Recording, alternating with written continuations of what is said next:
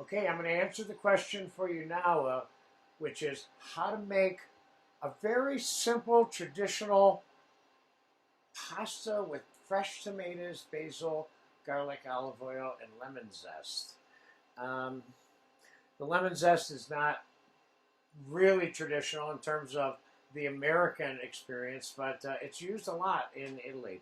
So what I did was I picked out a couple of fufu tomatoes just for fun. So we have some gold tomato and some yellow quote acid-free tomato. I have never been able to figure out how this has no acid in it, but and a regular ripe tomato. And I have a hot pan here behind me, and it's just going to take in real time. We're going to make this whole dish minus blanching the fettuccine, which is the pasta we're going to use for this. Probably 2 minutes. So there's some olive oil. Now, sometimes I put a little bit of chicken stock in there too. I'm going to put most of these tomatoes right in here.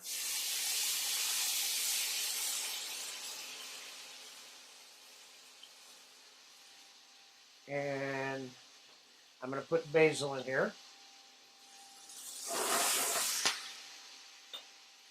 I got about 2 to 3 tablespoons of basil. I got a tablespoon of garlic here. And I'm going to throw 2 or 3, a half a dozen whole cooked garlic cloves in here just for fun. And I'm going to put some fresh pepper in here. And I'm going to put a splash of chicken stock in here.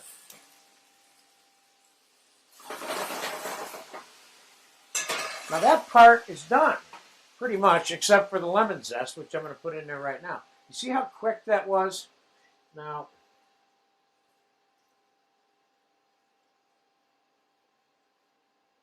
take my old-fashioned zester. There's so many nice modern zesters, but I like this one. I've been using it for years. It's still sharp, and you don't want to over lemon this, but you want to make sure it's part of the taste profile.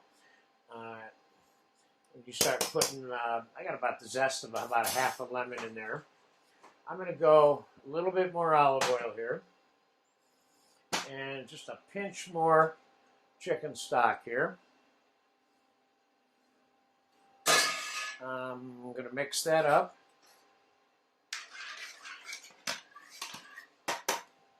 And I'm going to taste it.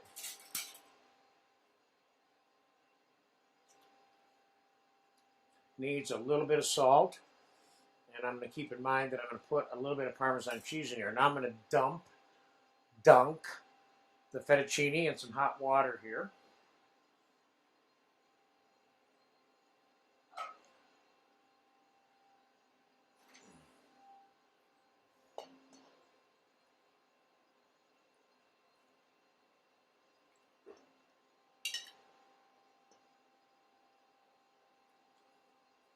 Some of that's hot. Now I'm going to take this, I'm going to dump it right over. This is simple, but this is good.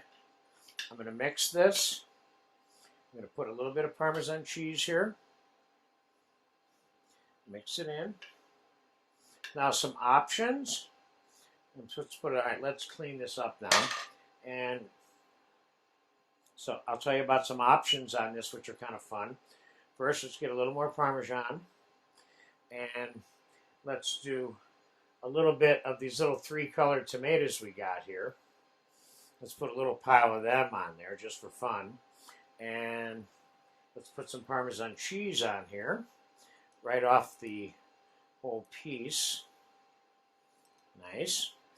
And a few capers, or some Niçoise or black pitted Kalamata olives, chopped or whole, depends how much you put. A couple of capers here or there.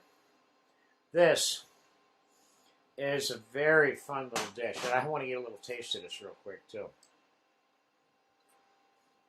This is nice. This is simple. This is fast. This is economical, and this is very delicious. Don't get complicated with this particular kind of preparation. And there's a place and a time for this in your menu out there somewhere. Enjoy this one because it truly is one of my favorites, only because it's so simple. Remember, the trick here is the seasoning and the flavoring needs to be kind of right on the money for this to be good, because it doesn't have a lot of powerful stuff in it. Okay? Enjoy this one. It's one of my favorites.